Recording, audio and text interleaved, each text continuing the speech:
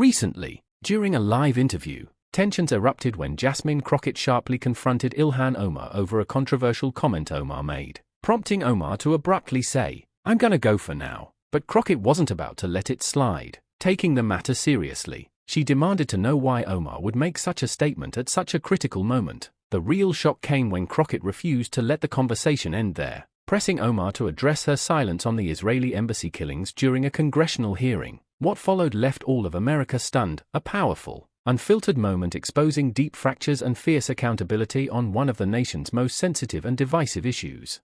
As the confrontation gained traction, political observers began analyzing the deeper implications. Was this a simple case of a misunderstanding, or did it signal something more profound, fractures within the party? A breakdown of unified values? Crockett's stance peeled back the surface to reveal something undeniable: not all silences are neutral. Some are deeply political, calculated, and even strategic. When leaders like Ilhan Omar, who had historically championed humanitarian causes, fall silent on certain tragedies, the inconsistency becomes impossible to ignore. Crockett's questioning forced the public and the media to reflect on these inconsistencies. Why? She asked implicitly. Do some causes receive full-throated support while others are met with retreat? Her challenge cut across political alignments and ideological loyalties. She wasn't just confronting Omar. She was confronting the entire political mechanism that allowed selective outrage to masquerade as leadership. That's why the moment resonated so widely. It didn't matter whether you identified as conservative or liberal. Crockett's insistence on truth and consistency struck a chord that went beyond politics. It was about moral clarity. In a congressional landscape so often dominated by spin and strategy, Crockett's plain-spoken honesty shocked the system. Viewers who tuned in expecting another sanitized exchange instead got a front-row seat to political courage. Her challenge to Omar was deliberate and unrelenting. She made it clear that departure wasn't an escape, and dismissiveness wasn't an answer. She demanded clarity where ambiguity had been the default, and in doing so, she redefined what it means to hold a colleague accountable, not through public shaming, but through a serious insistence on moral responsibility.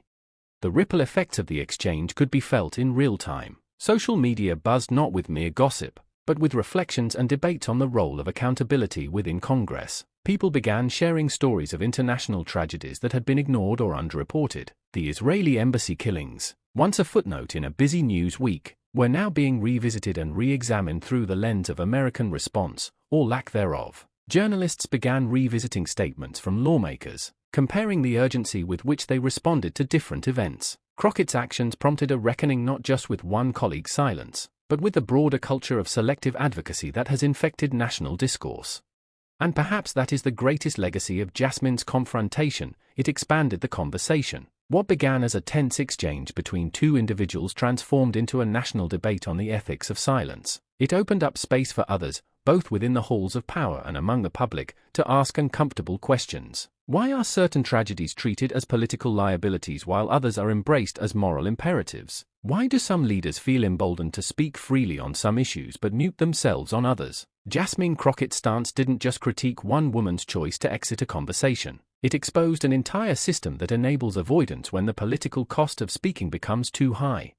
In her refusal to move on, Crockett demonstrated that leadership isn't about optics, it's about standing firm when it's easier to look away. Her confrontation may have seemed abrupt to some, but it was also necessary. It was a lesson in staying rooted in principle, even when it causes discomfort. Crockett understood something vital, that the measure of a leader isn't how they perform under easy circumstances, but how they respond when silence feels safer than truth. Her moral clarity pierced through the fog of political doublespeak, reminding the nation that there's no such thing as a neutral stance on violence, injustice, or human suffering.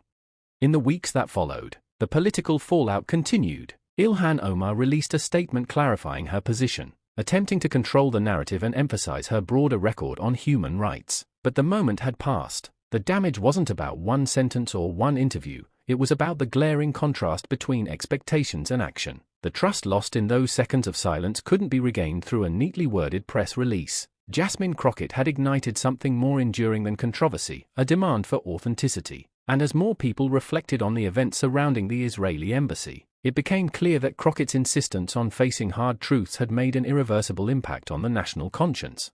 What Jasmine Crockett did in that moment was more than political. It was moral. It was human. It was the kind of bravery that doesn't get coached by party strategists or sanitized in press statements. It was honest, and that's why it hits so hard. When a leader says, "You're not going to walk away from this," what they're really saying is, "We won't let justice walk away." Omar supporters tried to clean it up, to say her statement was taken out of context. But even if that were true, the damage of the silence she left behind was already done. Jasmine knew that. That's why she dug deeper.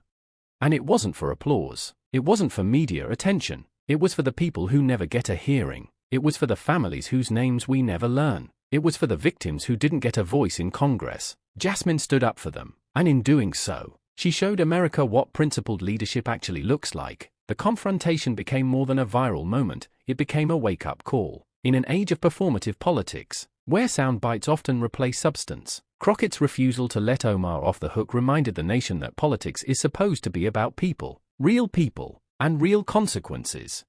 As the days passed, other lawmakers began to speak out too. Some expressed solidarity with Crockett, others tried to downplay the incident, but the echo of her voice, clear, firm, unwilling to be ignored, continued to resonate. The Israeli embassy killings weren't just a geopolitical flashpoint, they were a moral crisis, and Jasmine Crockett forced that crisis back into the light, refusing to let her colleague walk away with a casual goodbye. "You said, 'I'm gonna go for now,'" she repeated in a later interview, "but where do you go when accountability is knocking at your door?" The answer, it turns out, is nowhere. Not when Jasmine Crockett is sitting across from you, not when justice is on the line, because she won't let you go, not until the truth is faced, not until the silence is broken. And that's exactly what America needed to see.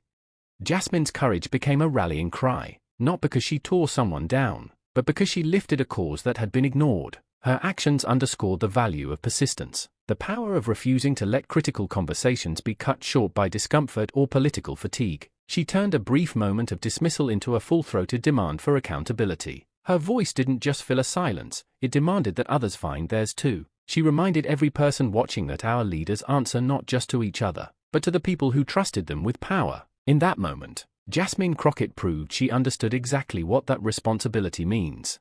So as the story continues to develop, one thing remains clear: Jasmine Crockett won't let these moments go unanswered. She won't let silence mask the truth. And she certainly won't let a simple phrase like, "I'm gonna go for now," serve as a shield against accountability. In a time of global instability and moral complexity, America doesn't just need leaders who speak, it needs leaders who listen, confront, and lead with unwavering conviction. If you believe that silence has no place in the face of injustice and that elected officials must be held to account, even by their own colleagues, then stand with voices like Jasmine Crockett's. Like this video, subscribe to the channel, and share it with someone who believes leadership should mean something again. Turn on notifications so you never miss a moment where truth refuses to stay quiet.